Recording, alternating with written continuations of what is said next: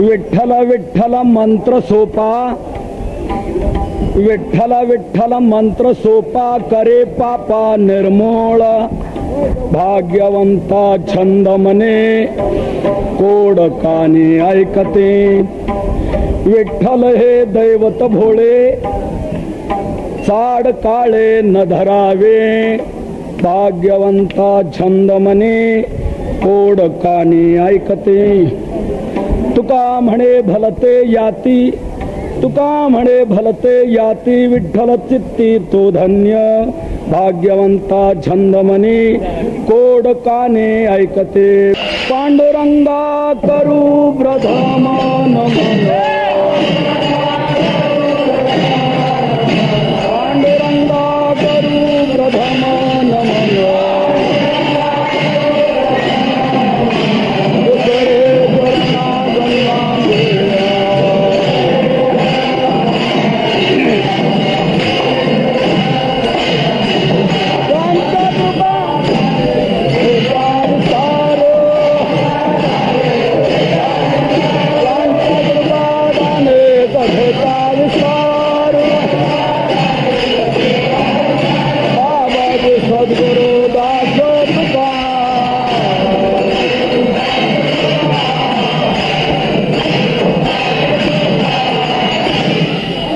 माझी वाणी मानेल संतांसी, रंजव चित्तासे अबुल्या, योऽन्तः प्रविश्य मम वाचमिमां प्रसुप्तां, संदेवयत्यखिल शक्तिधर स्वधाम्ना, अन्यांश्च हस्तचरणश्रवणत्वगादीन्, प्राणान्नमो भगवते पुरुषाय तुभ्यं, आत्मरूप गणेश स्मरण, सकळ विद्यांचे अधिकरण, तेची वंदू श्री चरण, श्री गुरूंचे ते नमस्कारणी आता, विठ्ठल विठ्ठल मंत्र सोपा, करी पापा निर्मूळ, भाग्यवंता छंद मनी, कोड कानी ऐकती.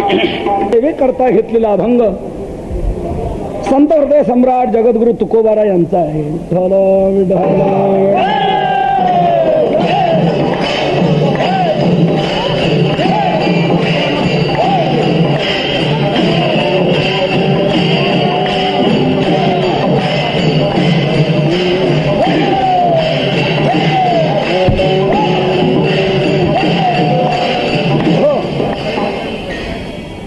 सेवेकरता घेतलेल्या अभंगातून तुकोबाराय विठ्ठल या 3 अक्षरी मंत्राची सुलभता सफलता सांगून तो मंत्र नित्य अनुष्ठान करणारे जे कोणी आहेत त्यांची श्रेष्ठता गातात, धन्यता गातात. देव भूतलावर अवतार धारण करतो आणि संतही या ठिकाणी जन्माला येतात. दोघांच्या येण्याच्या पद्धतीत फरक आहे, परंतु कार्याचं स्वरूप मात्र दोघांचं एकच आहे. तुकोबारा म्हणतात दोघांचा विचार हा एक प्रकारचा आहे. Yeah.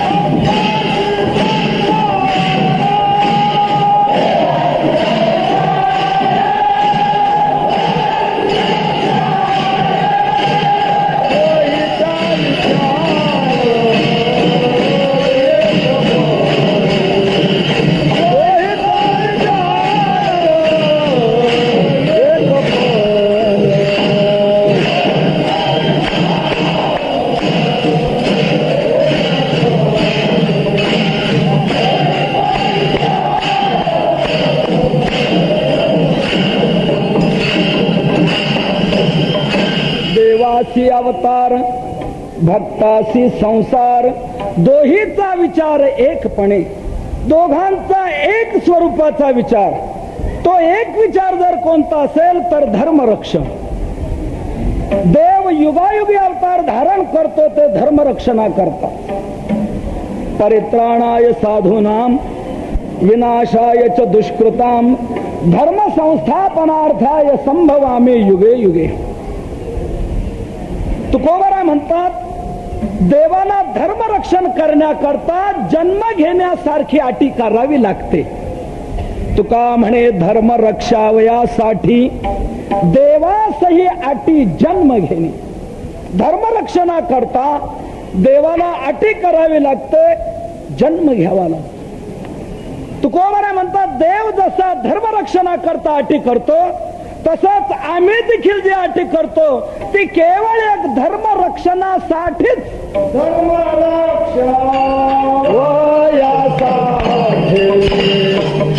करणे आटे आम्हासे, करणे आटे आम्हासे, करणे आटे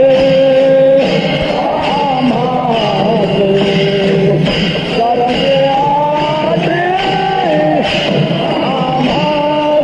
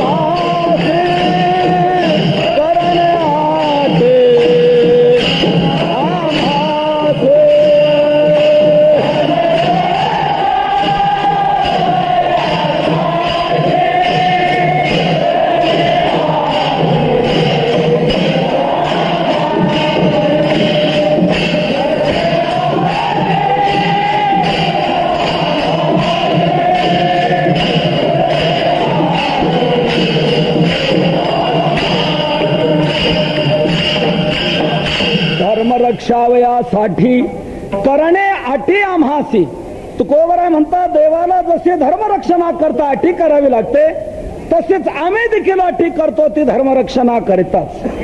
दोघांचा विचार एक, परंतु कार्यपद्धती मात्र भिन्न आहे. देवाची धर्मरक्षणाची कार्यप्रणाली ही आहे की दुष्टांचं निर्दळन, भक्तांचं संरक्षण, यातून धर्माची संस्थापना. हा देवाचा 3 कलमी कार्यक्रम, ही देवाची कार्यप्रणाली. परंतु संतांची कार्यप्रणाली मात्र अलग आहे. दुष्टांचं निर्दळन नव्हे, दुष्टांचं मतपरिवर्तन, दुष्टांच्या दुष्टवृत्तीचं निर्दलन, हीच संतांची महात्म्यांची प्रणाली आहे. धर्माचे पालन करणे पाखंड खंडन, हेच आम्हा करणे काम. पाखंडाचं खंडन करणं. ज्ञानोबरांनी ज्ञानेश्वरी सारखा अलौकिक असामान्य ग्रंथ लिहून निवृत्तीनाथांच्या समोर ठेवल्यानंतर विश्वात्मक श्रीगुरु देवाजवळ आपल्या विशाल हृदयातून जी एक मागणी केली, त्यात पहिली आठवण जर कोणाची झाली असेल ज्ञानोबरांना तर खळांची. आणि त्यांनी खळ मरोत असं म्हटलं नाही.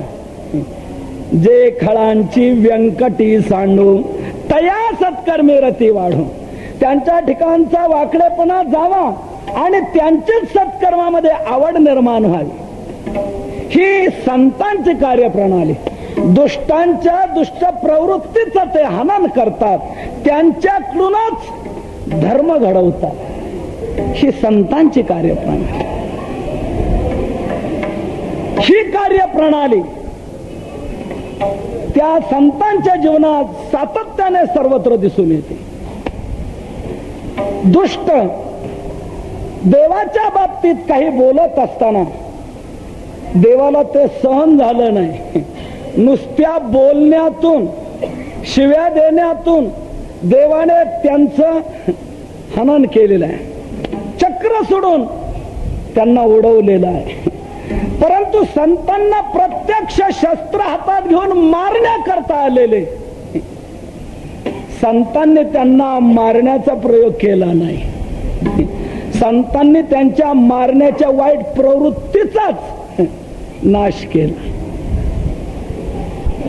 शिशुपाल भर सभेत शिव्या देऊ लागला, भगवंताने चक्र सोडलं आणि त्याला संपवलं. वाल्हाकुळी प्रत्यक्ष नारदाला मारायला धावला, परंतु नारदाने वाल्याला मारलं नाही. मला एक सांगा, नारदाच्या मनात जर आलं असतं वाल्याची राख व्हायला पाहिजे, झाली असते की नाही? परंतु नारदांनी ते केलं नाही. नारदांनी वाल्याची वाईट प्रवृत्ती संपवली, त्याची वैकारिक प्रवृत्ती संपवली, पाप प्रवृत्ती, दुष्ट प्रवृत्ती संपवली आणि त्याचाच वाल्मिक ऋषी बनवला. ही संतांची कार्यप्रणाली. तुकोबारा म्हणतात आमची ही पद्धत, हेच आमचं काम, हेच आम्हा करणे काम. पण का हो तुकोबारा, तुम्हीही जी धर्मपालनाची रीत राबवणार, हे कोणत्या माध्यमातून राबवणार? कोणता असा प्रबल आधार तुमच्या पाठीमागे आहे की त्या साधनाच्या जोरावर तुम्ही हे सर्व घडवणार? तुकोबारा म्हणतात ते प्रबल महान श्रेष्ठ साधन जर कोणतं असेल तर विठ्ठल नाम, भगवंताचं नाम. हे नाम सर्व धर्माचं कारण आहे. सकळ धर्माचे कारण नामस्मरण, हरिकीर्तन. सर्व धर्माचं कारण, सर्व धर्म ज्याच्यात सिद्ध होत आहेत असा श्रेष्ठ धर्म म्हणजे नामचिंतन आहे. निज धर्म हा चोखडा. म्हणून हेच साधन आम्ही हातात घेऊन हे घडवणार, हेच आम्हा करणे काम. बीज वाढवावे नाम, नामाचं बीज वाढवणं, नामाचा प्रसार करणं हेच आमचं काम. आणि ते साधन हाती घेऊन तुकोबाराय गावोगाव प्रचार दौरा करू लागले. जिथे जातील तिथे तुकोबाराने हेच सांगावं, बाबांनो नामचिंतन करा, नामचिंतन करा. हकारोनी सांगे तुका, नाम घेता राहू नका.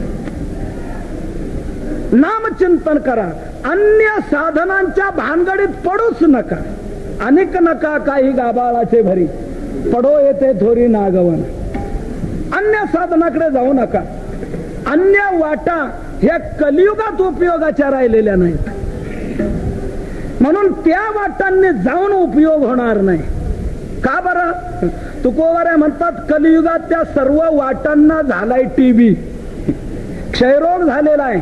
अवघ्या वाटा झाल्या क्षीण, कली न घडे साधन, उचित विधी विधान न कळे न घडे सर्वथा.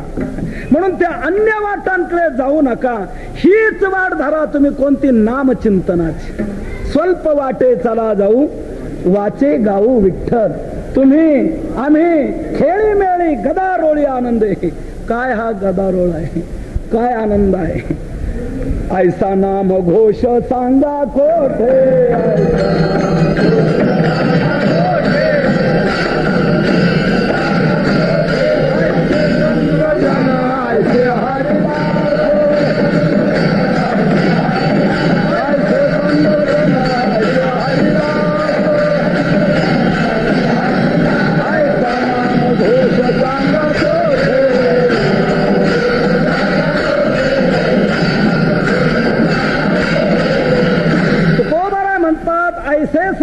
ऐसे हरिदास ऐसा नाम घोष सांगा कोठे. हे इथले इथे राहून सांगत नव्हते. उदंड पाहिले, उदंड ऐकले, उदंड वर्णिले क्षेत्र महिमे. ऐसी चंद्रभागा, ऐसे भीमा तीर, ऐसा विटेवर देव कोठे. अन्यत्र फार अवघड आहे. आम्ही आत्ताच महिनाभर गेलो होतो, 5:30लाच देव झोपले संध्याकाळी, उद्या सकाळी म्हणे 5:30.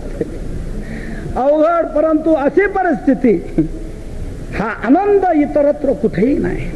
म्हणून तुकोबाराय म्हणतात ही सोपी वाट आपल्याला सापडलेली आहे. चला स्वल्प वाटे चला जाऊ, वाचे गाऊ विठ्ठल. तुम्ही आम्ही खेळी मिळी गदारोळी आनंदे. या वाटेने जाण्यात उपयोग होणार? तुकोबाराय म्हणतात निश्चित, मी भरवशाने सांगतो, खात्रीने सांगतो. तुका म्हणे तुम्ही चला याची वाटे, पांडुरंग भेटे भरवसेने, याच वाटेने तुम्ही चला. नामचिंतनाची वाट तुकोबाराय सर्व जनतेच्या पुढे ठेवून आहे. नामचिंतन करा. कधी युगाचं महत्व घेऊन सांगावं की हे कलियुग आहे आणि कलियुगात नाम हे सर्वश्रेष्ठ साधन आहे, म्हणून नामचिंतन करा. कधी देहाचं महत्व घेऊन जनतेला प्रबोधन करू लागले की या देहातच फक्त भजन घडू शकतं, अन्य कोणत्याच देहात घडू शकत नाही, याच जन्मी घडे देवाचे भजन, आणि काय ज्ञान नाही कोठे, आणि असा जन्म आपल्याला मिळालेला आहे, तर आपण आता काय करायला हवं? म्हणून बाबांनो, नामचिंतन करा. असं कधी देहाचं महत्व घेऊन सांगावं, कधी युगाचं महत्व घेऊन सांगावं, कधी कधी एकेका इंद्रियाचं महत्व घेऊन सांगावं. आपल्याला तोंड कशा करता दिलेलं आहे, आपल्याला कान कशा करता, आपल्याला डोळे कशा करता, एकेका इंद्रियाचं महत्व घेऊन सांगावं. बाबांनो, कमलमुख राम भजन खोदिया, या वाचेने काय करायचं, असं एकेका इंद्रियाचं महत्व घेऊन कधी कधी तुकोबाराय सांगू लागले. परंतु काही काही वेळेला कुणी इकडे वळेन असं दिसून ज्या वेळेला येईना, त्यावेळेला तुकोबारायांना चिडही आलेली आहे. त्यावेळेला मग तुकोबाराने रागाने शिवी देखील भडकवलेली आहे की तुम्हाला सांगायचं तरी किती वेळा, किती सांगू तरी नाही कती. इथंच थांबायचं आपण, किती वेळा सांगायचं. कधी कधी रागावून या प्रकारे तुकोबारांनी म्हणावं, परंतु कधी कधी तुकोबारांनाच मनस्वी असं वाटावं की आपण रागावून जर बोललो तर हे लोक आणखी आपल्यापासून दूर जातील. आपण यांच्याकरता वैकुंठातून इथे आलो आणि हे जर आपल्यापासून दूर जातील तर आपल्या वैकुंठातून इथे येण्याचा काय उपयोग झाला. म्हणून जेणेकरून हे इकडे प्रवृत्त होतील असं काहीतरी वेगळा मार्ग अवलंबला पाहिजे. म्हणून तुकोबाराने रागवायचं सोडून दिलं. आपल्याला यांच्याकडून घडवायचंय ना, मग भले यांच्या पाया पडायला काय हरकत आहे. म्हणून तुकोबाराय दुसऱ्या ठिकाणी म्हणतात, बाबांनो, मी तुमच्या पायाला लागतो.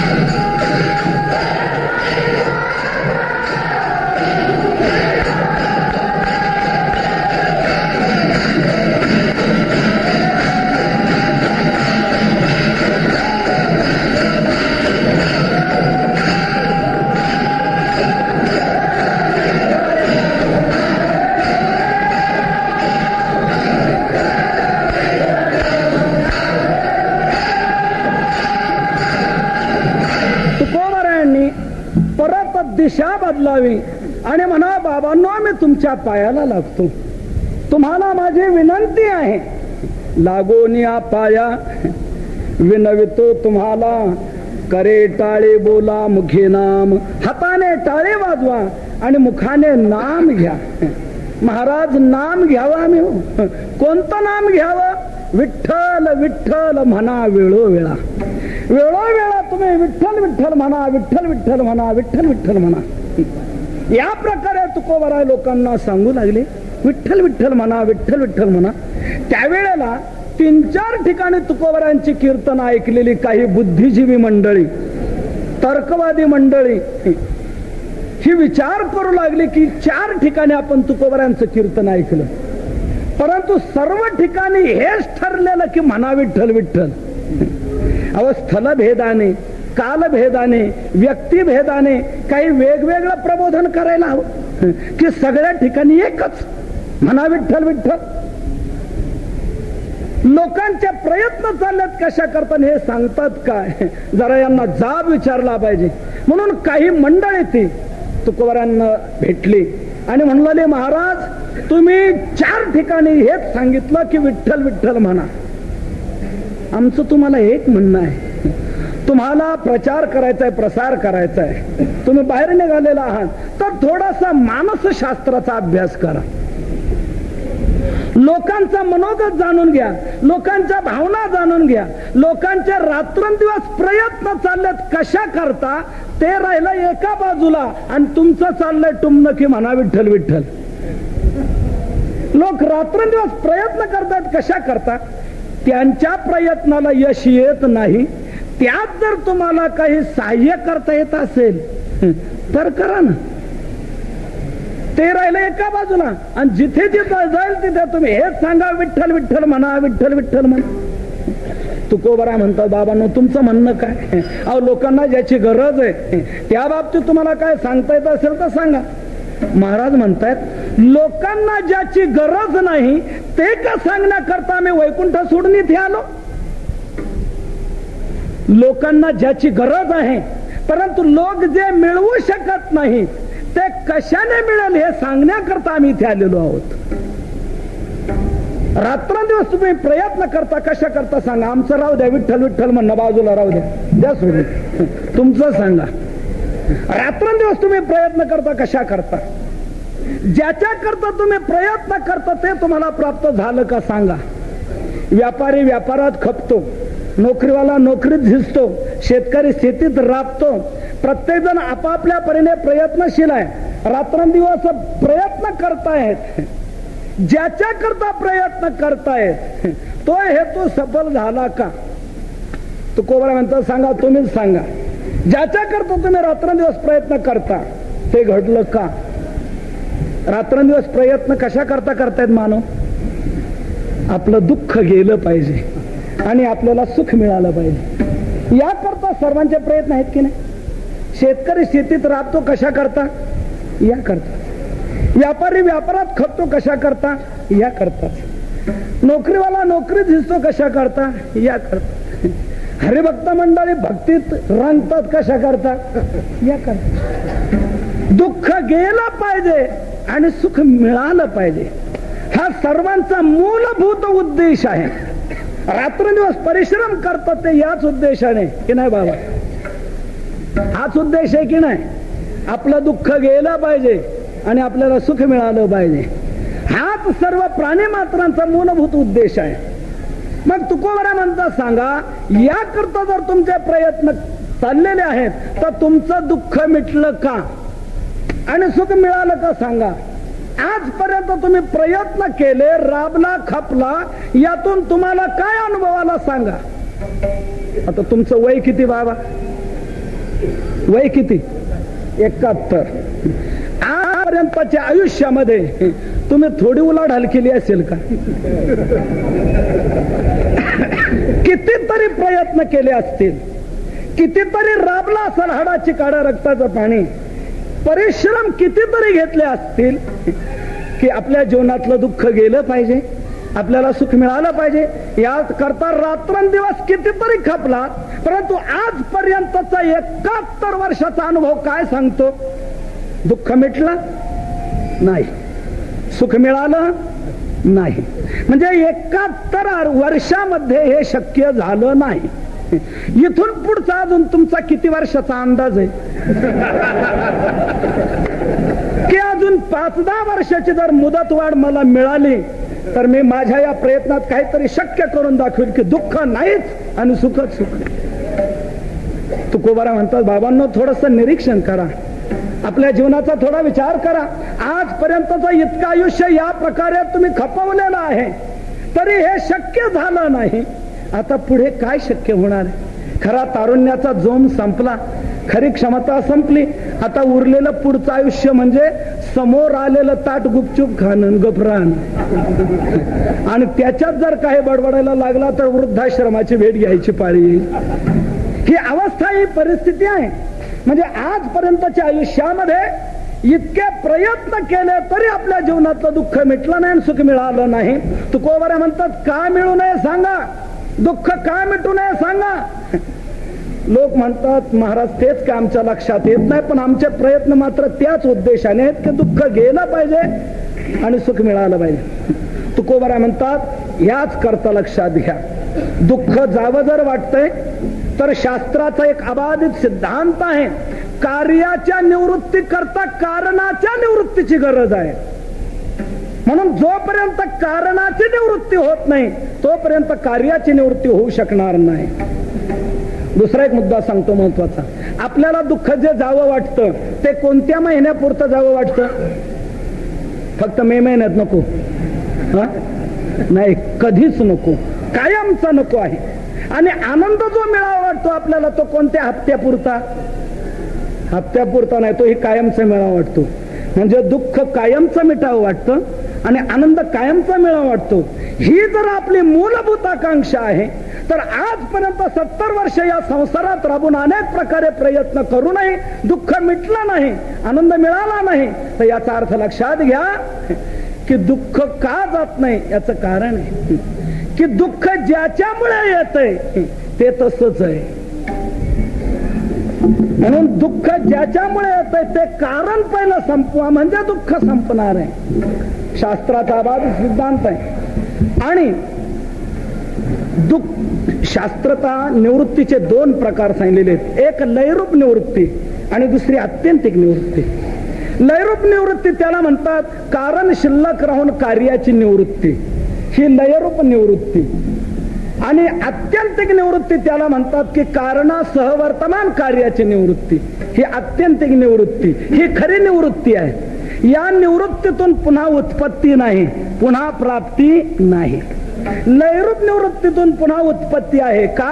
कारण तिथे शिल्लक राहतं आणि कारण शिल्लक राहिलं की कार्योत्पत्ती पुन्हा होते. म्हणून आपल्याला पुन्हा दुःख नको आहे, दुःख कायमचं गेलं पाहिजे. तर दुःख कायमचं जाण्याकरता दुःख ज्याच्यामुळे येतंय ते कायमचं गेलं पाहिजे. आता दुःख कशामुळे येतंय? लोक म्हणले, महाराज तुम्ही आमच्या पुढे चांगलाच युक्तिवाद बरोबर ठेवलेला आहे, आमचं तोंड बंद केलं, आमच्या लक्षात आलं. बरोबर आहे, तुम्ही म्हणता ते चुकीचं नाही. दुःख जर संपवायचं तर दुःखाचं कारण संपवलं पाहिजे. तर दुःखाचं कारण काय? तुकोबारा म्हणतात दुःखाचं कारण आहे पाप. आपल्या जीवनात जे जे अनिष्ट घडून येतं त्या सर्व अनिष्टाला कारणीभूत आहे पाप.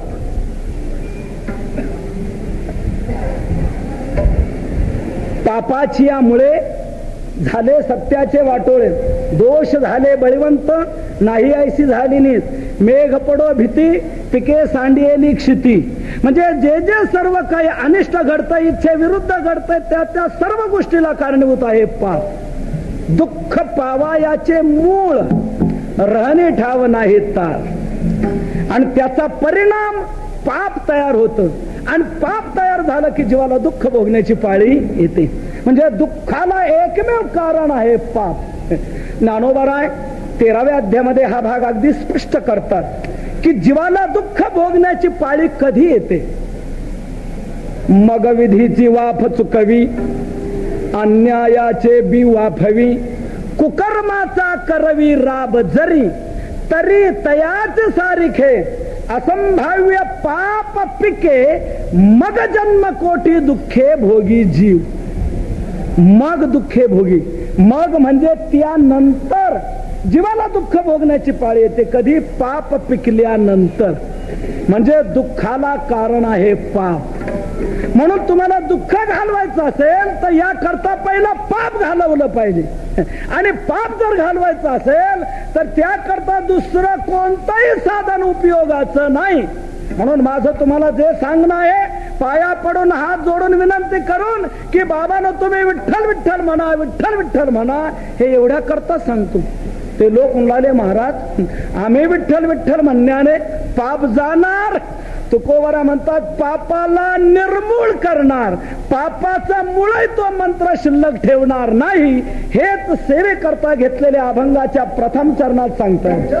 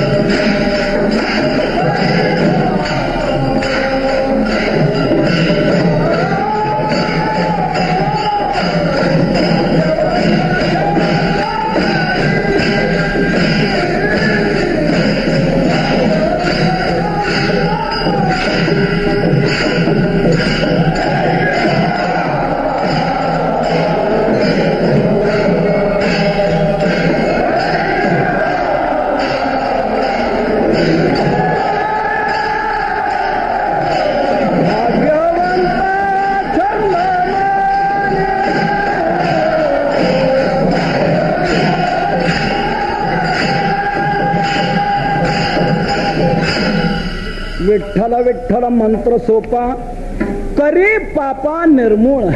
विठ्ठल विठ्ठल तुम्ही आम्हाला म्हणायला सांगता, विठ्ठल विठ्ठल म्हणणं काय करील? तुकोबारा म्हणतात करी पापा निर्मूळ, पापाला मुळरहित करून टाकेल. म्हणजे पापाचा मुळही तो शिल्लक ठेवणार नाही. म्हणून माझा आग्रह आहे तुम्हाला की विठ्ठल विठ्ठल म्हणा.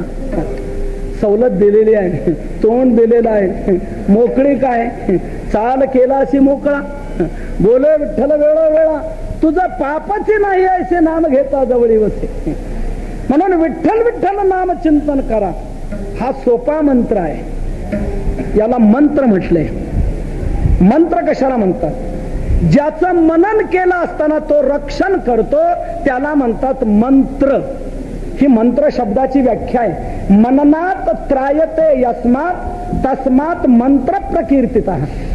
ज्याचं मनन केलं असताना तो रक्षण करतो म्हणून त्याला म्हणतात मंत्र. असे अनेक मंत्र आहेत. एकाक्षरी मंत्र, 2 अक्षरी, 3 अक्षरी, 4 अक्षरी, षडाक्षरी, द्वादशाक्षरी, अनेक अक्षरे असे मंत्र आहेत. परंतु त्या सर्व मंत्रामध्ये नाम मंत्र हा सर्वात श्रेष्ठ मंत्र आहे. एक मंत्र महोदधी नावाचा ग्रंथ आहे. मंत्रांचा मोठा समुद्र आहे, महाउदधी. अनेक मंत्राचे प्रकार त्याच्यात सांगितलेले आहेत. या सर्व मंत्रामध्ये 7 कोटी नुसते महामंत्र आहेत. 7 कोटी महामंत्राश्चित्त विभ्रमकारकाः. 7 कोटी महामंत्र आहेत. परंतु त्या 7 कोटी महामंत्रात सर्वात श्रेष्ठ मंत्र जर कोणता असेल तर नाम मंत्र आहे. का? इतर जे मंत्र आहेत त्या मंत्रांना अनेक प्रकारची बंधनं आहेत, अडचणी आहेत, त्यांच्यात सदोषता आहे. त्या मंत्राच्या अनुष्ठानाला वेगवेगळ्या प्रकारची बंधनं आहेत. तसे नाम मंत्राच्या बाबतीत मात्र बंधनं नाही. इतर मंत्र जे आहेत ते अशुद्ध अवस्थेत जपता येत नाहीत, दुसऱ्याला ऐकू देता येत नाही. आणि ते मंत्र जर सिद्ध झाले तर फळ अगदी थोडं, आणि त्या मंत्रात जर काही चूक निर्माण झाली तर क्षोभ मात्र फार. ही इतर मंत्रांची परिस्थिती आहे, परंतु नाम मंत्र मात्र त्या प्रकारचा नाही. माऊलींचा सुंदर अभंग आहे. अशौचिया जपो नये आणि का ते ऐकू नये, ऐसिया मंत्रा ते जग बिहे, त्याचे फळणे थोडे परी क्षोभने बहु, तैसा मंत्र राज नव्हे रे रे नारायण नाम नारायण नाम. म्हणून इतर मंत्र जे आहेत त्या मंत्रात थोडी जरी चूक झाली तरी जो मंत्र जपतो त्यालाच हानिकारक. नवे नवे तुकोबारायचं म्हणतात, थोडासा मंत्र जर चालला न चालला तर चांगला असणारा वेडा होतो.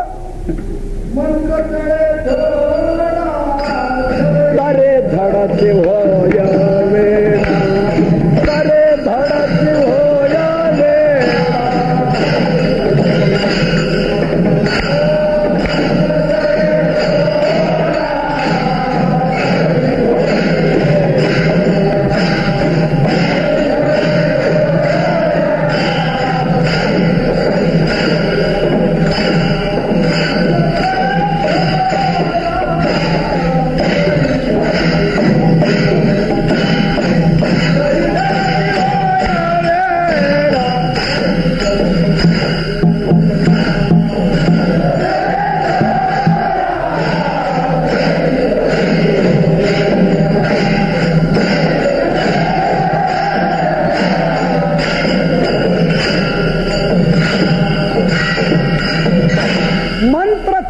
थोडा तरी धडची होय वेडा.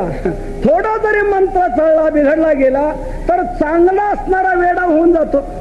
बरं, वेडा व्हायला त्याला वर्ष 2 वर्ष लागतात असं नाही. मंत्र चळे पिसे लागते सत्वर लागते. पिसे त्याला वेळ सत्वर लागतं, लगेच लागतं, त्याला वेळ लागत नाही. परंतु अबद्ध ते फार तरले नामे. परंतु नाम मंत्र असा मंत्र आहे की या नाम मंत्राची महती काय सांगावे. या मंत्राचं अनुष्ठान कसंही जरी घडलं तरी तो जापकाला सफलताच प्राप्त करून देणार आहे.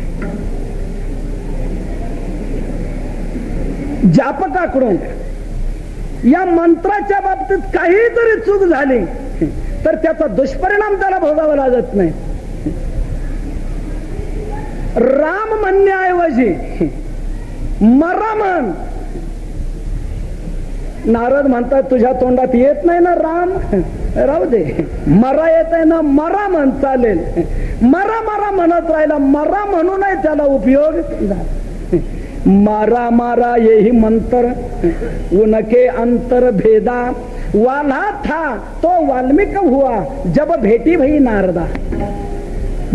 राम राम म्हणता येत नव्हता, मरा मरा म्हटला तरी त्या मरा म्हणण्याचाही त्याला उपयोग झाला. इतकी सुलभता या नाम मंत्रामध्ये आहे. या सोपा विठ्ठल विठ्ठल मंत्र सोपा. सोपा कसा याचे मी 4 प्रकार आपल्याला सांगतो. कोणी घ्या, केव्हाही घ्या, कुठेही घ्या आणि कसंही घ्या. इतकी सुलभता कुठल्याही साधनामध्ये नाही. फक्त नामचिंतन या साधनामध्येच ही सुलभता आहे. कोणीही घ्या, सकळाशी येथे आहे अधिकार. केव्हाही घ्या, काळ वेळ नाम उच्चारिता नाही, भलत्या काळी नाम आहे. बरं, कुठेही घ्या, असाल ते करा जेथे तेथे, नामाचे चिंतन प्रगट पसारा. असाल ते करा जेथे तेथे, तुम्ही जिथे असाल तिथे करा. आणि कसंही घ्या, जसं म्हणता येईल तसं म्हणा. येईल तैसा बोल रामकृष्ण. विठ्ठल म्हणा नाही तर विठ्ठल म्हणा, नाहीतर विठाई म्हणा. पुल्लिंगाचं स्त्रीलिंग जरी झालं तरी काही बिघडणार नाही. विठाई किठाई माझे कृष्णा एका नाही. म्हणून तुम्हाला जसं म्हणता येईल तसं म्हणा. भगवान फक्त तुमचा भाव पाहतो, तुम्ही कसं म्हणता हे पाहत नाही. नाही तयाविन भुकेला विठ्ठल, येईल तैसा बोल रामकृष्ण. म्हणून तुम्हाला जसं म्हणता येईल तसं म्हणा. नये जरी तुझं मधुर उत्तर, दिधला सुस्वर नाही देवे, नाही तयाविना भुकेला विठ्ठल, येईल तैसा बोल रामकृष्ण. स्वरात जरी नाही आलं तरी म्हणायचं राहू नका. बेसुरात येऊ का चार सुरात येऊ का कसं येऊ, येईल तैसा बोल रामकृष्ण. हे चरण ज्या वेळेला सापडलं त्यावेळेला आमच्या जीवाला नाहीतर म्हटलं आपल्याला ना स्वर ना ताल, आपलं कसं काय व्हायचं, ह्या गायक लोकांचाच उद्धार व्हायचा. आला झाला की आपल्यालाही संधी आहे, वाव आहे की येईल तैसा बोल रामकृष्ण. दिधला सुस्वर नाही देवे, जसं म्हणता येईल तसं म्हणा. पण एक लक्षात घ्या बरं का, म्हणजे ज्यांना स्वरात म्हणता येत नाही त्यांनी जसं म्हणता येत असेल तसं म्हटलेलं चालेल, पण ज्याला स्वरात म्हणता येतंय त्याने स्वरातच म्हटलं पाहिजे.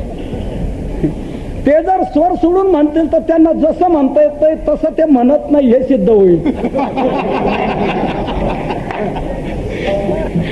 म्हणून येईल तैसा बोल रामकृष्ण. तुम्हाला जसं येतंय तसं म्हणा. तुम्ही स्वर सोडला तर तुम्हाला क्षमा नाही, आम्हाला क्षमा आहे. विठाला विठाला विठाला विठाला.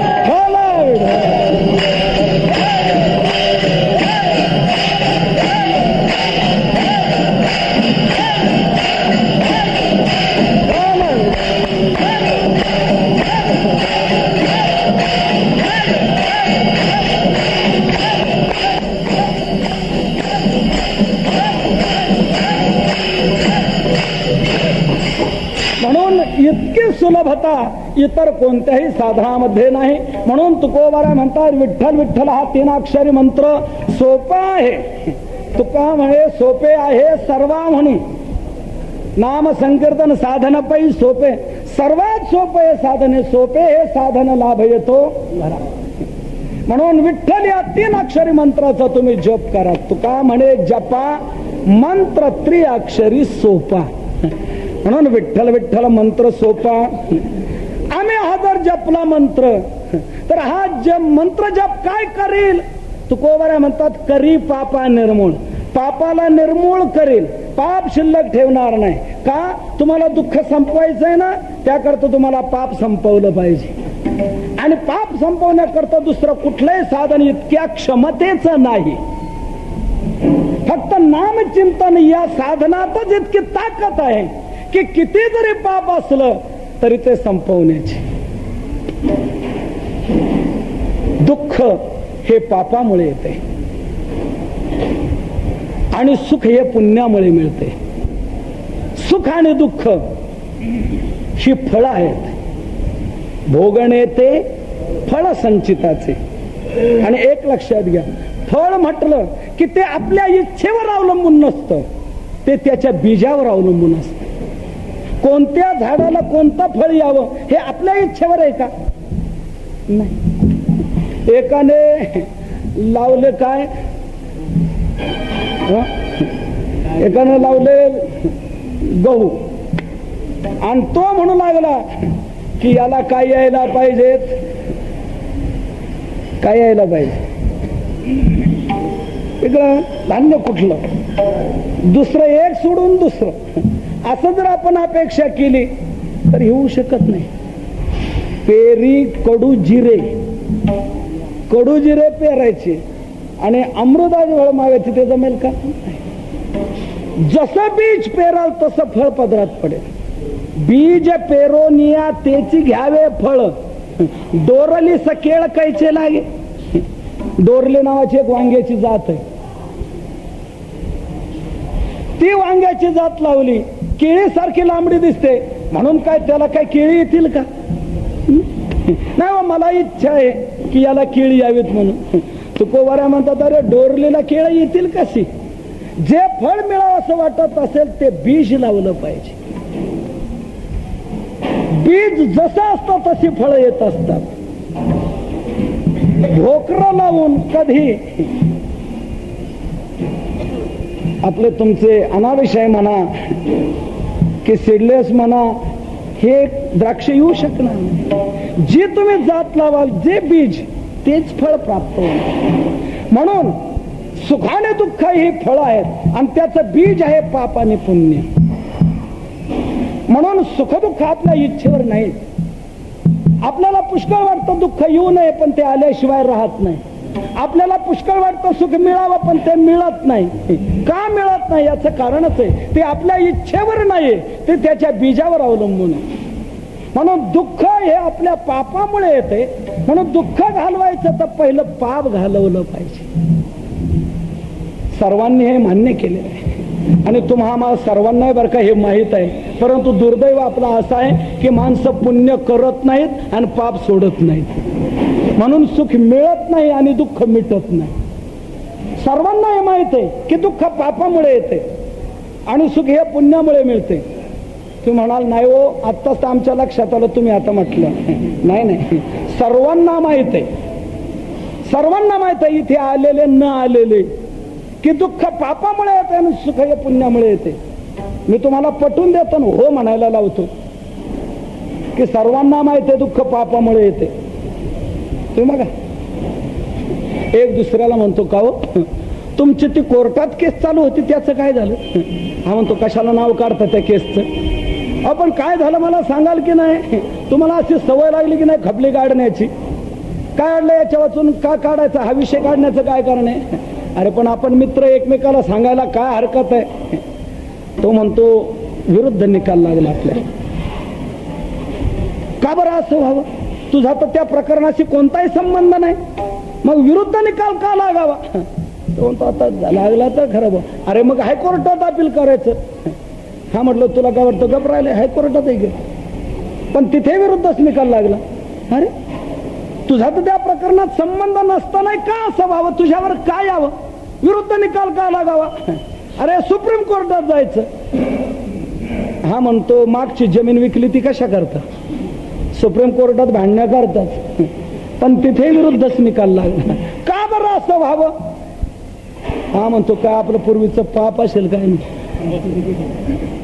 सगळे प्रयोग झाल्यानंतर सर्वात शेवटी हेच उत्तर शोधून काढतो तू की या सगळ्या गोष्टीला जर कारण असेल तर माझं काय पूर्वीचं पाप. म्हणजे आपल्याला दुःख जे येतंय, आपल्या जीवनात जे अनिष्ट घडून येतंय, याला कारण आपलं पूर्वीचं पाप आहे हे माहित आहे की नाही? आणि सुख जे आपल्याला मिळतंय हे आपला पूर्व पुण्यामुळे हे सर्वांना माहित आहे. तुम्ही बघा, जी माणसं जीवनात मजेत असतात, चांगले असतात, त्यांच्याकडे पाहून दुःखी माणसं जळतात. दुःख ज्यांच्या जीवनात आहे ना, त्या माणसांना सुखी माणसं पाहिली का जरा चिडच येते. कधी कधी ते उपरोधकपणाने बोलतात देखील बरं का, तुम्ही कसे काय बरे हो, तुम्ही कसे काय चांगले, आणि आमच्याच वाट्याला काही पीडा आली आणि तुम्हाला कसा काय रोग होत नाही. तुम्हाला कसं काय नाही, तुम्ही कसे मजेत आहात आणि आमच्याच वाट्याला काही पीडा आली. काल म्हणतो हे दुखते, आज असं झालं, उद्या तसं. आमच्या पाठीमागे का पीडा, तुम्ही कसे काय मजेत? त्यावेळेला तो काय उत्तर देतो मोठं ऐकण्यासारखं आहे. आम्ही मजेत का आणि तुम्ही दुःखी का? त्यावेळेला तो काय म्हणतो, मला त्याला पुण्य करावं लागतं, पुण्य. असं तुमच्यासारखं पाप करून जमणार नाही. तुम्ही काय केले? पापच पाप केलं. अरे तुमच्या बापाने काय केलं? तुमच्या आज्याने काय केलं? तुमची खानदानच अशी, याचं वाईट कर त्याचं वाईट कर. अरे ते पाप काय गप राहणार आहे का? पाप हे फल दिल्याशिवाय नष्ट होत नाही. म्हणून ती पाप तुमची आता तुम्हाला भोग द्यायला आलेले आहेत. भोगा त्या पापाची फळ. म्हणजे दुःख जे तुम्हाला येतं हे तुमच्या पापाचं फळ आहे. आणि आम्ही जे मजेत आहोत हे आम्ही काही पूर्व पुण्य केलेली आहे, त्याला पुण्य करावं लागतं म्हणतो. म्हणजे जे चांगलं घडून येतं हे पुण्याचं फळ आहे आणि वाईट जे जीवनात घडते पापाचं. तुम्ही बघा, परिस्थिती सुधारली, अनेक बाजूने पैसा घरी यायला लागला की तो पैसा गप राहत नाही. तो पैसा काही ना काहीतरी घराची विकासाची कामं करायला लागतो. ट्रॅक्टर घेतला जाईल, लेवलिंग केली जाईल, पाईपलाईन केली जाईल, ट्रक घेतला जाईल, जीप गाडी घेतली जाईल, अनेक साधनं घेतली जातात. त्यावेळेला काही काही लोक म्हणतात का हो, हा तर मजुरी करत होता दुसरीकडे आणि आता हे कसं काय, काय कळत नाही मग. त्याला विचारलं का रे कसं काय, अरे तुझा बाप तर दुसरीकडे सालाने होता असं. तो म्हणतो काय सांग, ही त्यांचीच पुण्य आहे, बाबांचीच पुण्य आहे, आमच्या दादांची पुण्य आहे. आम्ही काय केलं, आम्ही काय नाही केलं, त्यांच्या पुण्याने हे सगळं घडलेलं आहे. म्हणजे चांगलं काय घडून येतं हे पुण्याईमुळे. म्हणून तुम्ही बघा, माणसं जी ट्रक घेतात, जीप घेतात, ट्रॅक्टर घेतात, त्याच्यावर काहीतरी लिहितात. आई वडिलांची पुण्याई, दादांची पुण्याई, बाबांची पुण्याई लिहितात की नाही. मला एक सांगा, असं एखाद्या जीपवर तुमच्या वाचण्यात आलंय का बाबांचं पाप म्हणून आमच्या घरी जीप, ही जीप आहे नाही, आमच्या बाबांचं पाप आहे पाप. असं कुठे सापडणार नाही बरं का प्रकाश मान. आणि कुठं सापडलं तर त्याचा नंबर मला कळवा की आमच्या जीपवर आहे बाबांचं पाप म्हणून. असं कुठंच सापडणार नाही तुम्हाला. बाबांची पुण्याई, दादांची पुण्याई, नानांची पुण्याई हेच सापडणार. म्हणजे याचा स्पष्ट अर्थ काय होतो, जे चांगलं घडतंय हे पुण्याचं फळ आहे आणि वाईट जे जीवनात घडतंय हे पापाचं फळ. म्हणून आपल्या जीवनातलं दुःख घालवायचंय तर आपला पहिला पाप घालवा. आणि पाप जर घालवायचं असेल तर पाप घालवण्याकरता कलियुगात विठ्ठल नामाशिवाय दुसरं कोणतंही असं श्रेष्ठ साधन नाहीये की जे पाप मुळासहित घालवेल. इतर काही साधनं पाप घालवणारी आहेत, परंतु ती साधनं सगळी पाप घालवत नाही. काही काही घालवतात आणि काही काही ठेवतात. तसे स्पष्ट सांगायला हरकत नाही. गंगा पाप घालवणारी आहे, परंतु गंगा कोणतं पाप घालवते, गंगा पापम, गंगा पाप घालवते ते कोणतं, फक्त अज्ञात पाप घालवते. म्हणजे नकळत घडलेलं पाप, अजाणता घडलेलं पाप, तेच पाप फक्त गंगा घालवते. जाणून बुजून केलेलं पाप गंगा घालवू शकत नाही. मनसंकल्पाची पापे न जाती तीर्थाची बापे. जाणून बुजून केलेलं पाप गंगा स्नानाने जात नाही. सांगू का जाणून बुजून का हो, चला जाऊ भेळ भत्ता खाऊ. हा म्हणतो नको, दमडी नाही खिशात. अरे मी देतो चाल.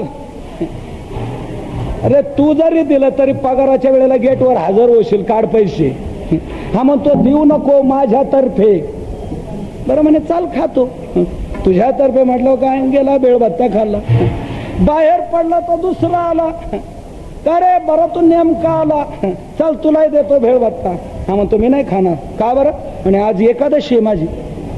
आज एकादशी, मला वाटलं उद्या एकादशी आणि मी तर आज भेळ भत्ता खाल्ला. आता सांगा, हे जे पाप घडलं हे कसं घडलं, न कळत घडलं. माहित नाही आज एकादशी असं माहित नाही आणि भेळ खाण्यात आले. हे पाप घडलं, हे अजाणता घडलं, न कळत घडलं. असं पाप आपण जर गंगेत जाऊन बुडी मारली तर ते पाप जाणार. पण जाणून बुजून केलेलं पाप गंगा स्नानाने जात नाही. जाणून बुजून म्हणजे चला काय बटाटावडा खमंग वास सुटलाय, चला खाऊ. हा म्हणतो नाही खाणार मी. का रे बा, आज एकादशी आहे माझी, मी नाही खाणार. तो म्हणतो असू दे मला एकादशी, चाल. तो म्हणतो अरे कसं काय म्हणतो तू, एकादशी असू दे तरी चाल म्हणतो. तुझ्या 12 महिन्याची आहेत ना एकादशी,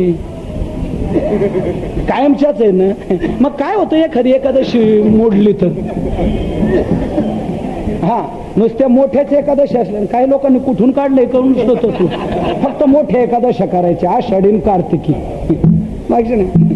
पण तुमच्या 12 महिन्याच्या आहेत ना एकादशा. मग काय होतं एखादी एकादशी मोडली तर. त्याने आग्रह केला आणि याने बटाटा वडा खाल्ला. आता हे जे पाप घडलं हे कसं घडलं, जाणून घडलं, एकादशी माहित असताना घडलं. असं जे पाप आहे, गंगेत जाऊन जर बुडी मारली तर ते पाप गंगा घालू शकत नाही. याने गंगेत बुडी मारली का तो बटाटा वडा वर तरंगतो आणि हा गंगेतून बाहेर आला की पुन्हा येऊन तो शिरतो. गंगा स्नान सर्वस्वी पाप घालू शकत नाही. म्हणून ज्ञात पाप अज्ञात पाप जी जी काय सर्व प्रकारची पाप आपल्या जीवनामध्ये घडतात ते सर्व प्रकारची पाप घालवण्याची क्षमता फक्त एक नामचिंतनामध्ये आहे. म्हणून तुकोबारा म्हणतात, बाबा अन्य साधनाकडे जाऊ नका, विठ्ठल नाम जप करा. पापाला हा निर्मूळ करून टाकणार, पाप काही शिल्लक ठेवणार नाही. कोणी म्हणेल आज नाम घेतलेलं त्याने आजचं पाप जाईल, पण कालचं पाप, परवाचं, मागच्या महिन्याचं, मागच्या वर्षाचं, लहानपणापासून याच धांद्यात आहोत आम्ही. याचं वाईट कर, त्याचं वाईट कर. लहानपणापासूनचं पाप आमचं जाईल का आता नाम घेतलेलं?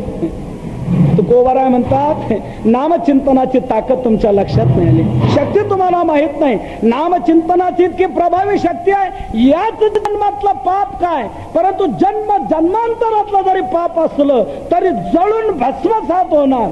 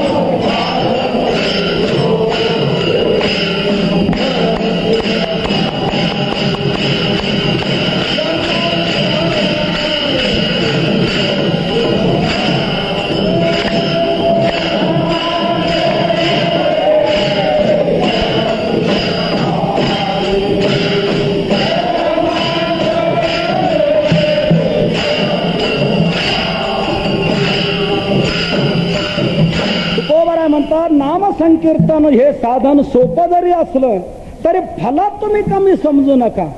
फलात इतकं ताकदवान ते आहे की जळतील पापे जन्मांतरे, जन्म जन्मांतरातली जरी पाप असली तरी जळून भस्मसात होणार.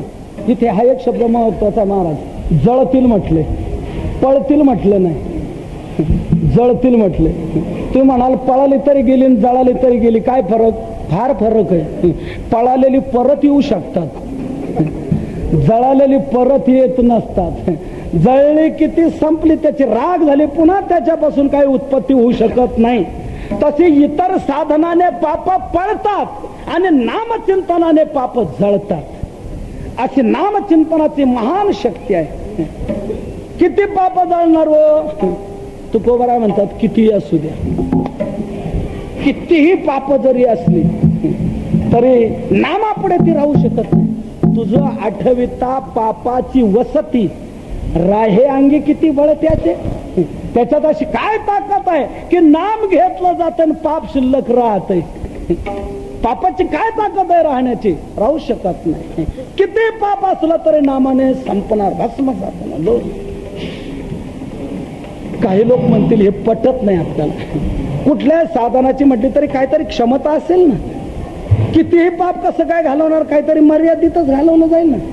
आपण जसं म्हणतो 3 हॉर्स पॉवरची मोटार, 5 हॉर्स पॉवरची, 10 हॉर्स पॉवरची, म्हणजे याचा अर्थ काय? तिची ताकद तेवढी, त्यापेक्षा अधिक काम ती करू शकत नाही. तशी नामाची काहीतरी मर्यादा असेल ना, ठराविक ताकद असेल ना, की एवढंच पाप फक्त नाम घालू शकतं. असं नाही. नामाची ताकद इतकी आहे की जेवढं असेल तेवढं घालव, मग किती असो. एके ठिकाणी शास्त्री महाराज ब्रह्मांड पुराणात असं सुंदर म्हटलेलं आहे की नामामध्ये जेवढं पाप घालवण्याची शक्ती आहे तेवढं पाप कोणताही पापी करू शकणार नाही. की जेवढं पाप नाम घालवतय. नामनोस्ती यावती शक्ती ही पाप निर्हरणे हरे तावत कर्तुम न शक्नोती पातकम पातकी जनः. पातकी लोक देखील तितके पाप करू शकणार नाही की जितकं पाप नाम घालवू शकते. नाथ महाराजांनी देखील भागवतात अशी महान ओवी घातलेली आहे जेवढी नामाची शक्ती तेवढे पाप नाही त्रिजगती. एकाच काय, तिन्ही जगतातलं पाप जरी एकत्र केलं तरी तेवढे पाप नाम घालू शकते. तेवढं पाप तिन्ही जगतात नाही की जेवढं पाप नाम घालू शकते. इतकी नामामध्ये ताकद आहे. किती असू दे, पटत नाही हो की एवढं कसं काय घालवणं, काहीतरी मर्यादित, जेवढं असेल तेवढं घालवणं.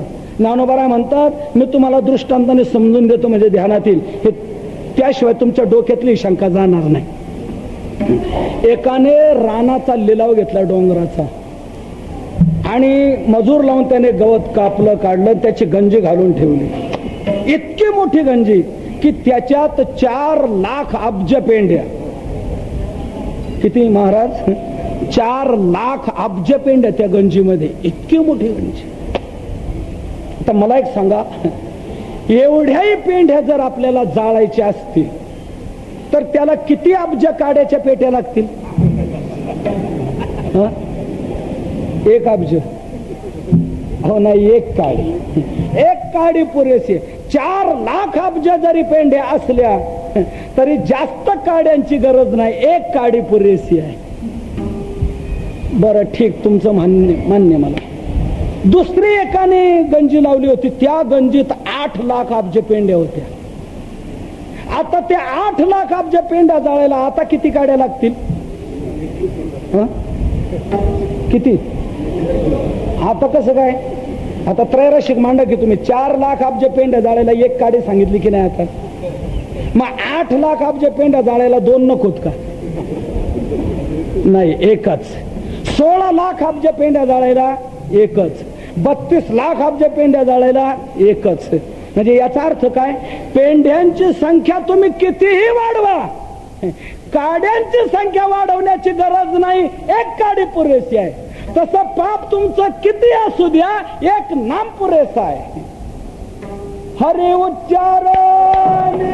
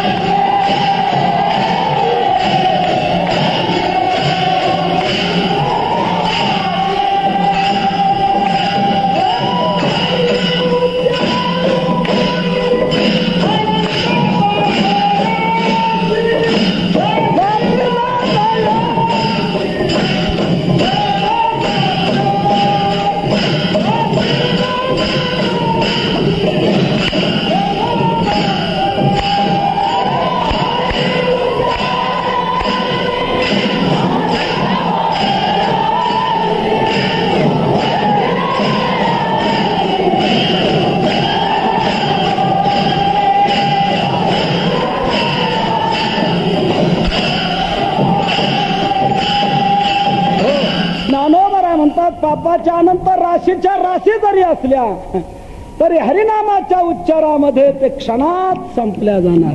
हरि उच्चारणे अनंत पाप राशी जातीला लयासी क्षण मात्रे. कशाप्रमाणे तिथे ज्ञानोबराने हा दृष्टांत दिलेला आहे. तृण अग्नी मिळे समरस झाले तैसे नामे केले जपता हरी. तृणाला अग्नी लागला असताना तृण जसं राहू शकत नाही तसं नामाचा स्पर्श झाला की तिथे पाप राहू शकत नाही. पाप भस्मसात होणार, जळून जाणार, काही शिल्लक राहणार नाही. म्हणून तुकोबारा सांगतात, बाबांनो, दुःख संपवण्याकरता पाप संपवा आणि पाप संपवण्याकरता विठ्ठल या 3 अक्षरी मंत्राचा जप करा. सोपा हा मंत्र आहे का हो तुकोबारा? मग सोपा जर मंत्र आहे आणि फलात इतका महान आहे तर सगळेजण का जपत नाहीत? सगळेजण का म्हणत नाही? तुकोबारा म्हणतात, आता इतकं स्पष्ट तुम्ही जर म्हटलात तर मला स्पष्ट उत्तर देता येते. सगळेजण का म्हणत नाही? दुर्दैवी म्हणून, करंट्या कपाळाचे म्हणून ते म्हणू शकत नाही. पण एक लक्षात घ्या, जे भाग्यवान आहेत, सुकृतवान आहे त्या भाग्यवंतांना या नामाचा तर छंद लागतो. हेच अभंगाच्या दुसऱ्या चरणात सांगताय.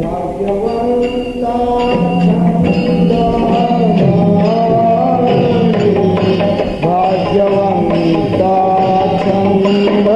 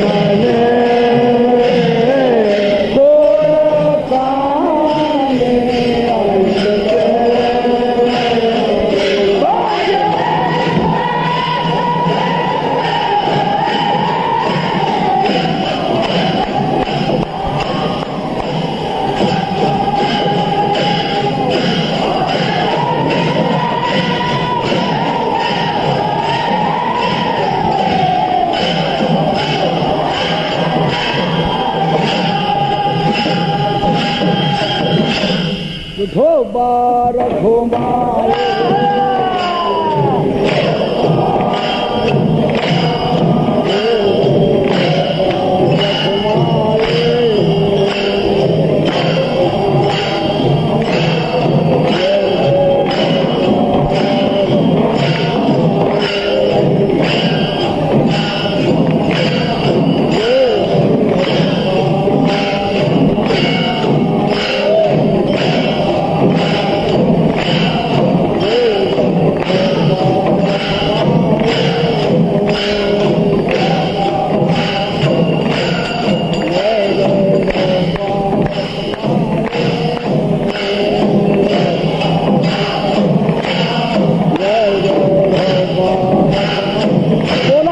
सर्वजन बोला.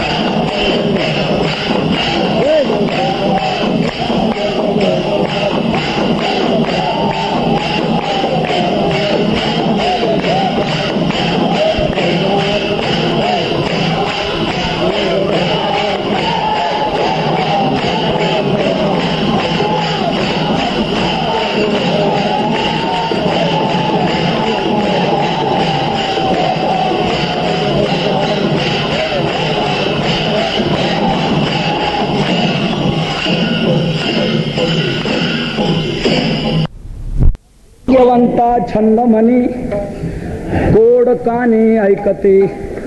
तुकोबाराय म्हणतात इतका विठ्ठल मंत्र सुलभ आहे आणि फलात इतका महान आहे. सर्वजण का घेत नाही त्याचं कारण दुर्दैवी म्हणून. करंटे कपाळ ज्याचे नाम नये वाचे, हरिसिन भजत दैव हत. दैवाने मारला गेलेला हरीचं भजन करू शकत नाही. पण जो भाग्यवान आहे, सुकृतवान आहे, त्याला तर या नामाचा छंद लागतो. भाग्यवंता छंद म्हणे. एक लक्षात घ्या, छंद सगळ्यांच्या ठिकाणी आहे पण हा नाही. छंद नाही असं आपल्याला एकही मनुष्य सापडणार नाही. प्रत्येकाच्या ठिकाणी छंद आहे, फक्त कशाचा या बाबतीत मतभेद असतील. कोणाला कशाचा छंद तर कोणाला कशाचा छंद, कोणाला देवाचा तर कोणीला देवीचा, नाही त्या देवीचा तर निदान घरच्या देवीचा तरी. कुठला तरी छंद मात्र असतो. छंद नाही असं आपल्याला सापडणार नाही. कुठला छंद असतो माहितीये का? जसा फुंदा असतो तसा छंद असतो. छंद हा फुंदावर अवलंबून आहे. आपल्याच फुंदे जेथे तेथे घेती छंदे. छंद हा फुंदानुसार असतो. मग कोणाला कशाचा बुंदा असेल, कोणाला कोणता छंद लागेल हे सांगता येणार नाही. काहींना छंद आपण चांगलं दिसावं हाच असतो. मग ते किती वेळा घोटतील, कपडे कसे कसे घालतील, अत्तर किती वापरतील, साबण कसे वापरतील, काय काय किती वापरतील हे सांगता येईल. आपण फक्त चांगला दिसलो पाहिजे. मूढ जना छंद लावण्याचा. मूढ जना पारखितो जाणे अंतरीचा भेद. मूढ जना छंद लावण्याचा. त्यांना छंद लावण्याचा पण चांगलं दिसावं. काही जणांजवळ कपडे इतके असतात की विचारू नका. नवीन वाण मार्केटमध्ये आला की तो त्याने घेतलाच. दुकानदाराला काय माणसं सांगूनच ठेवतात, नवीन व्हरायटी आली का मला सांगा बरं का, हे असे फार वापरले म्हणतो, आता वापरण्याची इच्छा नाही. नवीन काय आलं तर सांगा. नवीन आला की घेतला, नवीन आला की घेतला. काही माणसाजवळ इतके कपडे सापडतील की शेवटी त्याला सरपणाची गरज पडणार नाही. छंद एक, कोणाला कशाचा छंद राहील सांगता नाही. कोणा एका मुख्यमंत्र्याच्या घरी म्हणतात झडती झाली तर कितीतरी चपलाच निघाले म्हणतात. आता चपलाचा छंद कशाला पाहिजे? वाटून द्याव्यात ना, ठेवाव्यात कशाला? कशाचा छंद कोणाला राहील हे सांगता येत नाही. मूढ जना छंद लावण्यात. कोणी चित्ताराधी स्त्रियेचे तेचे नि छंदे नाचे, माकड गारुड्याचे जैसे होय. कुठे ज्ञानोबरांनी खेळ पाहिला होता कोणाच ठाऊक. कसा हा दृष्टांत आठवला ज्ञानोबरांना तिथे द्यायला. माकड गारुड्याचे जैसे होय. जाऊ द्या, त्या छंदाचा मी जास्त विचार करत नाही. अनेक प्रकारचे लोकांचे छंद आहे, परंतु लोकांचे छंद कीर्तनात सांगण्याचा मला छंद नाही, म्हणून मी त्या छंदाचा जास्त विचार करत नाही. ते छंद द्या सोडून इतर छंद हे नाशिवंत छंद आहेत. अनिकते छंद नाशिवंत. गोड एक आहे अविट गोविंद, अनिकते छंद नाशिवंत. म्हणून इतर छंद जीवनात असूच नाही. फक्त छंद असावा तो फक्त विठ्ठल नामाचा. विठ्ठल विठ्ठल येणे छंदे, ब्रह्मानंदे गरजावे. लागो हाच छंद, मना गोविंद गोविंद. हाच छंद लागायला पाहिजे, इतर छंद जीवनामध्ये नकोच. वारकरी भाविक नामनिष्ठ यांना नामाचा छंद, इतर कोणते छंद आवडत नाही. इतर बाकीचे छंद तर आवडत नाहीच नाही, परंतु काही पारमार्थिक छंद देखील नामधारकांना भक्तांना आवडत नाही. काहींना तप करण्याचा छंद, काहींना मुक्ती प्राप्त करून घेण्याचा छंद, काहींना आत्मस्थिती मिळवण्याचा छंद. परंतु तुकोबाराय म्हणतात हे सगळे छंद आम्हा हरिदासांना निंदी आहे. करोत तपादी साधने, कोणी साधोत गोरांजने, आम्ही नवजो तया वाटा, नाचू पंढरी चोहटा. पावोत आत्मस्थिती, कोणी म्हणोत उत्तम मुक्ती. तुका म्हणे छंद, आम्हा हरीच्या दासा निंद्य. आम्हा हरीच्या दासांना ते छंद निंद्य आहेत. आम्ही नवजो तया वाटा, नाचू पंढरी चोहटा. इथे आम्ही नाचणार, या नामात दंगणार रंगणार. खरा हा छंद आपल्या जीवनात लागला गेला पाहिजे. आणि असे जे महात्मे असतात, भाग्यवान जे असतात, त्यांना हा छंद लागतो. भाग्यवंता छंद म्हणजे सहजतया जना छंद वाचे गोविंद गोविंद. त्यांना नित्य नामाचा छंद लागलेला असतो. तुकोबारा म्हणतात, माझी मद झाली अनावर वाचा, छंद या नामाचा घेतला असे. भाग्यवंतांना हा छंद लागतो. इतकंच नव्हे, कानाने जरी ऐकायचं झालं तरी ते नामाचंच कौतुक ऐकणार. कोड कानी ऐकती, कानाने नामाचंच कौतुक ऐकणार, कानाने इतर ऐकायला जाणार नाही. काही काहींना काही ऐकायचा फार छंद असतो. हे काय सांगतात ते ऐका, ते काय सांगतात ते ऐका. कोणाचंही ऐकायला काही काही जातात. तुकोबाराय म्हणतात, कोणाचंही काही ऐकू नये, तेवी खळामुखे न करावे श्रवण. इतराच्या मुखातून श्रवण करू नये, इतर काही ऐकूच नाही. ऐकायचं झालं तर नामाचं कौतुक ऐकावं. त्याच्यातच आपल्या जीवनाचं खरं सार्थक समजा. हनुमंतरायाला भगवान म्हणतायत, हनुमंता तुला काय मागायचं ते माग. हनुमंतराय म्हणतात, तुम्हाला देणार हो, मग असं दे मला की मी जिथे जिथे जाईन तिथे तुझी कथा माझ्या कानावर येत राहील. यत्र यत्र कथा लोके प्रचरिष्यति ते शुभा, तत्र तत्र गतिर्मेस्तु श्रवणार्थम सदैवही. तिथे तिथे माझी गती असावी, मला ते तुझं नामाचं चरित्र ऐकायला मिळावं, तो नामाचं महत्व ऐकायला मिळावं, हीच ऐकण्याची माझी इच्छा आहे. म्हणून जिथे जिथे रामायण होत असतं तिथे तिथे हनुमंतरायांकरता पाठ मांडला जात असतो. अशी एक प्रथा आहे, पद्धत आहे. हनुमंतराय म्हणतात, मला तेच ऐकावंसं वाटतंय, कोड कानी ऐकत. पण का होत कोबाराय, आम्ही विठ्ठल नाम घ्यायचं, आमचं पाप जायला असं तुम्ही म्हणता, परंतु आम्ही जुनं तर रेकॉर्ड आमचं खराब असलेले असे आम्ही आहोत. वाईट प्रवृत्तीचे फार पापी आम्ही.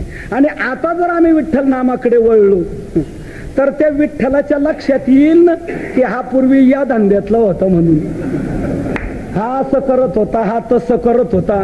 आम्ही समोर दिसलो की त्याला तर आमचं सर्व दिसल की काय काय केलेलं रेकॉर्ड फाईल आमची सर्व ध्यानात येईल. मग आमच्या बाबतीत तो काय निर्णय घेईल काय सांगता येत आहे का. तुकोबारा म्हणतात, ही तुम्हाला शंका येते, याचा अर्थच असा आहे की विठ्ठल हे दैवत कसं आहे हे तुमच्या लक्षात आलं नाही, म्हणून तुम्हाला ही शंका आहे. विठ्ठल दैवताच्या बाबतीत तुम्ही मनातली वेगळी शंका काढून टाका. नाम चिंतन करणारा जो भक्त आहे त्या भक्ताच्या बाबतीत विठ्ठल हे दैवत कसं आहे हे तुकोबारा अभंगाच्या 3ऱ्या चरणात सांगतायत.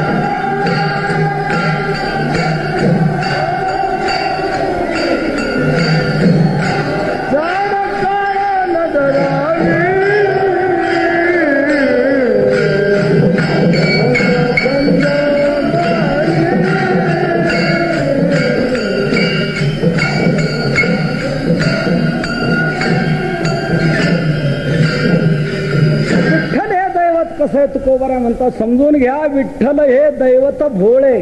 विठ्ठल हे भोळं दैवत आहे. भोळे भाविक हे जुनाट चांगले, भाविक गे माये भोळीये गुणाचे. तुका म्हणे भोळा भाविका हा भोळ दैवत आहे. तुकोबारा भोळ कसं काय म्हणता?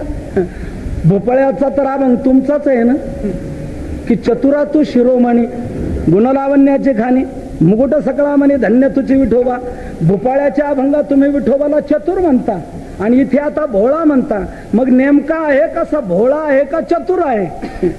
तर तो चतुरही आहे आणि भोळाही आहे. कसं काय? दोन्ही काहींचा दुहेरी स्वभाव असू शकतो ना. व्यवहारात तुम्हा सारख्यांचा दुहेरी स्वभाव असू शकतो तर देवाचा का नसणार? आपल्या बाबतीत काय वेळ माझं का हो हे तलाठी भाऊसाहेब कसे काय? तलाठी भाऊसाहेब अहो ते तसे चांगले आहेत आणि तसे ते वाईट आहे. माणूस काय म्हणतो? तसे ते चांगले आहेत. अरे चांगलं तरी म्हण नाही तर वाईट तरी म्हण. नाही नाही तसे ते चांगले आहे तसे ते मग वाईट आहे. म्हणजे दोन्ही एका ठिकाणी कसे काय रे? चांगल्याला चांगले आणि वाईटाला वाईट. चांगल्याला ते चांगले आहेत मग ते जाणकार आहेत फार बुद्धिमान आहेत ते बरोबर माणसाची परीक्षा करतात. चांगल्याला ते चांगले आहेत पण वाईट जर कोणी एखादा आला ना जो का त्याला काही छळायला लागला काही करायला लागला का मग वाईटाला वाईट मग त्याला म्हणतात तलाठी. वाईटाला वाईट म्हणजे सांगू का जरा? ब्रह्मदेव जे न लिहि ललाटी ते लिहि तलाटी.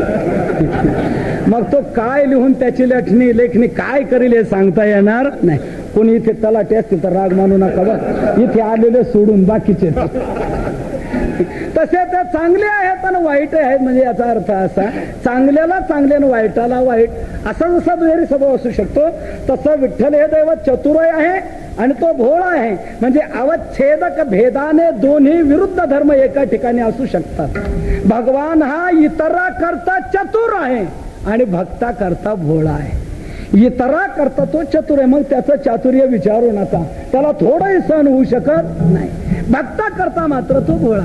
भक्ता करता कुठलंही चातुर्य त्याचं शिल्लक राहत नाही विसरून जातो. अहो 3 मुठी पोह्यावारी सोन्याची नगरी देणं हे चतुराच्या लक्षणात बसतं का?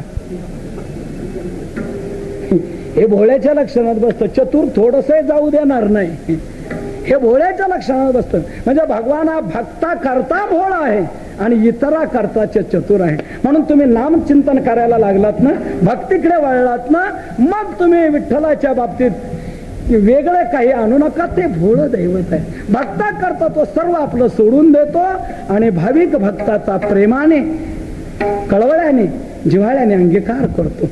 म्हणून तुम्ही भक्तीकडे लागा. पण का हो हे जर भोळ दैवत आहे मग भोळ्या दैवताचे भक्त याच्यावर तो कोणाची चाल चालत असेल? कोणी काय याच्यावर सत्ता गाजवत असेल? कारण भोळ्याचा भक्त या म्हणजे याच्याकडे तितकी बाकीचे काही भेटून घाबरून राहत ना सर कोणी याच्यावर वरचढपणा करणार. तुकोबाऱ्या म्हणतात हे मनात तुम्ही आणू नका. त्या भाविक भक्ताला कोणी त्रास देणं कोणी छळणं अरे काळाने देखील त्याची इच्छा धरू नये. चाड काळे न धरावी. काळे चाड न धरावी. काळानेही त्याची इच्छा धरू नये. मग इतरांनी त्याच्या नादी लागणं हे तर कुठलं काय? काळाने देखील त्याची इच्छा धरू नये. काळाने नामधारकाकडे जाण्याचा प्रयत्न करू नये. आणि यमाने आपल्या दूतांना सांगूनही ठेवले यमधर्म सांगे दूता तुम्हाला येते ते सत्ता जेथे हरी कथा सदा घोषनामाचा नका जाऊ तयार.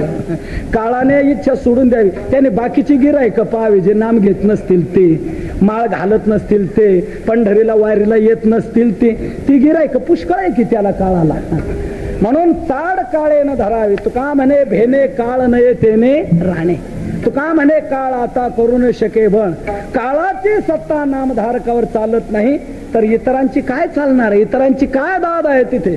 म्हणून तुकोबारा म्हणतात विठ्ठल हे दैवत भोळे चाड काळे न धरावे भाग्यवंता जन्मनी कोड कानी ऐकती. असा नामचिंतन करणारा तो भक्त तुकोबारा म्हणतात भले तो कोणत्याही जातीचा असो कोणत्याही जातीचा असो पण त्याने चित्तात जर नाम धारण केलेलं आहे ना तर तो धन्य आहे. अशी त्याची धन्यता तुकोबारा शेवटच्या चरणात गातात. तुका म्हणे भरते याती तुका म्हणे भरते याती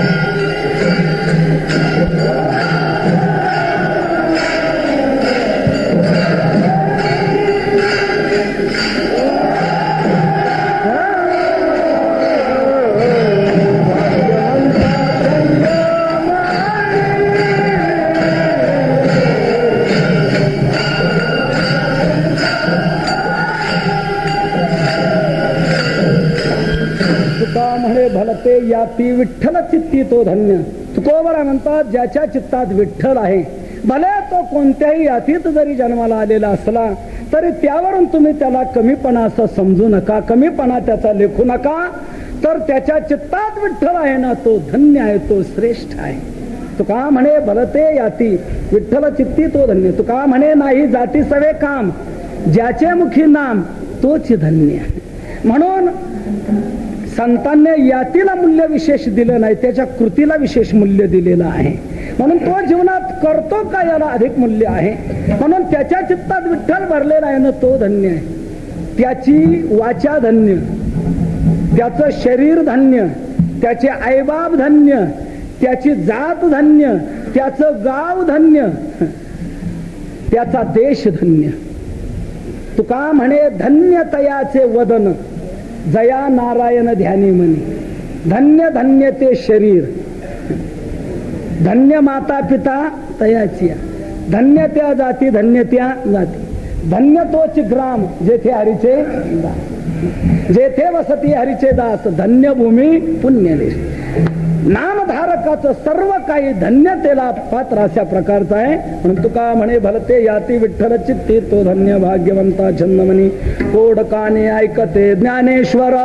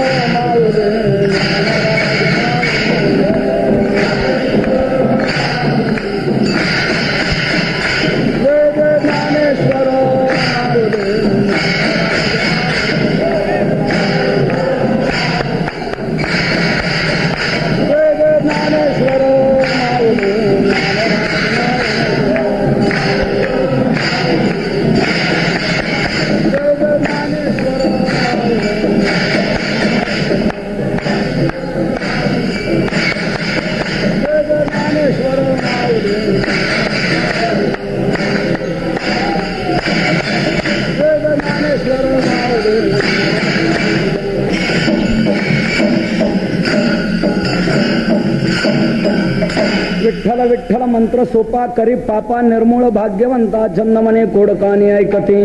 विठ्ठल हे दैवत भोळे चाड काळे न धरावे. तुका म्हणे भलते याते विठ्ठल चित्ते तो धन्य. भाग्यवंता छंदमने कोडकाने ऐकते. तुकोबाराय या अभंगातून फार मोठं मौलिक आपल्याला मार्गदर्शन करतात. तुम्हा सर्व जीवांना दुःख जावं वाटतंय, परंतु दुःख जाण्याकरता काय करायला पाहिजे हे आपल्या लक्षात येत नाही. आपण इतर उपाय करत राहतो, त्यामुळे दुःख मिटत नाही आणि आपली इच्छा काय पूर्ण होत नाही. तुकोबारा या करता सांगतात पाप घालवा म्हणजे दुःख जाईल, आणि पाप घालवण्याकरता विठ्ठल या 3 अक्षरी मंत्राचा जप करा. विठ्ठल विठ्ठल मंत्र सोपा करी पापा निर्मूळ. निर्मूळ करी, त्याचं मूळही शिल्लक ठेवणार नाही. पापाचं मूळ कोणतं? पापाचं मूळ आहे विकार. काम क्रोध लोभ आदी करून विकार हे आहे पापाचं मूळ. अर्जुनाला भगवंताने हेच उत्तर दिलं, अथकेन प्रयुक्तोप्यम पापंचरति पुरुषा. भगवान म्हणतात काम येश क्रोध येश, या विकारामुळे जीवाकडून पाप घडतं. म्हणून विकार आहे पापाचं मूळ. म्हणून नामचिंतन काय करतं? या विकारावरच, मुळावरच हल्ला करतं. नाम विकारांना संपवतं. काम क्रोध हे केले घर रीते. तुका म्हणे नाम ज्याचे नासी क्रोध काम, हरिभव श्रम उच्चारिता वाचेसी. नाम हे विकार घालवतं. विकार गेले का पाप होऊ शकत नाही. नामचिंतनाचा दुहेरी प्रभाव आहे. जुना पाप जो स्टॉक आहे तो जळून भस्मसात होतो आणि नवीन निर्माण होऊ शकत नाही. का? नामाने विकार जातात आणि विकार गेले की पुन्हा त्याच्याकडून पाप घडू शकत नाही. मागचा स्टॉक जळून संपतो, नवीन निर्माण होत नाही. एकंदरीत नामधारकाच्या जीवनातला पापाचा संबंध सुटला जातो आणि पाप संपलं की दुःख त्याला कधी येऊ शकत नाही. दुःख ते कैचे नये स्वप्नासी, नित्य आनंदाचा आनंद त्याला प्राप्त होतो. म्हणून तुकोबारा म्हणतात विठ्ठल या 3 अक्षरी मंत्राचा जप करा, सर्व काय तुम्हाला साध्य होणार आहे. म्हणून विठ्ठल विठ्ठल मंत्र सोपा करिपा बा निर्मळ भाग्यवंता छंदमणी कोड कानी आहे कधी. आपण एक वेळ तुकोबऱ्यांच्या नामाचा थोडासा जयघोष करू. सर्वजण मोठ्या प्रेमाने तुकोबऱ्यांचा नाम घोष करा. तुकाराम तुकाराम